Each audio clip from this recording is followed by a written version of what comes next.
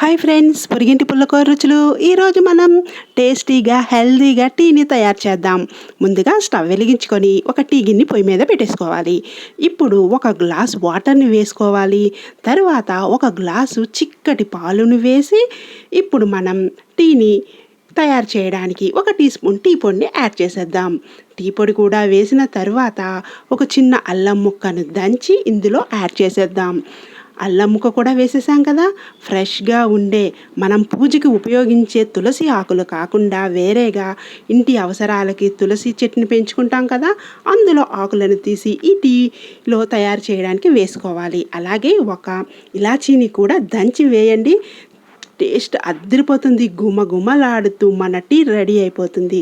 Tea చక్కగా మరుగుతుంది కదా, ఇందులో ఒక టీ స్పూన్ పంచదారని వేయండి. మీకు ఇంకా స్వీట్గా తాగాలనిపిస్తే మరొక అర టీ స్పూన్ పంచదారని యాడ్ చేయండి. ఇలాగా పంచదారను కూడా వేసేసిన తర్వాత బాగా కలిపేసుకొని చివరిగా ఇందులో మనం ఒక చిటికెడు మిరియాల పొడిని యాడ్ చేద్దాం. మిరియాల పొడి వేయటం వలన గొంతులో ఉండే కఫం అలాగే ఇన్ఫెక్షన్ తొందరగా తగ్గిపోతుంది. బీపీ కూడా కంట్రోల్లో ఉంటుంది. ఇప్పుడు మనం టీని ఈ విధంగా వడకట్టేసి టీ కప్పుల్లో యాడ్ చేసేద్దాం. ఈ టీ తాగడం వలన జలుబు చేసేటప్పుడు మంచి ఉపశమనం కలుగుతుంది.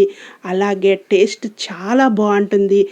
మనం టీ చేయడానికి టీ మసాలాలను తెచ్చుకోవాల్సిన పని ఉండదు. మన ఇంట్లో ఉండే వాటితోనే హెల్తీ టేస్టీ అయిన టీని తయారు చేసుకోవచ్చు.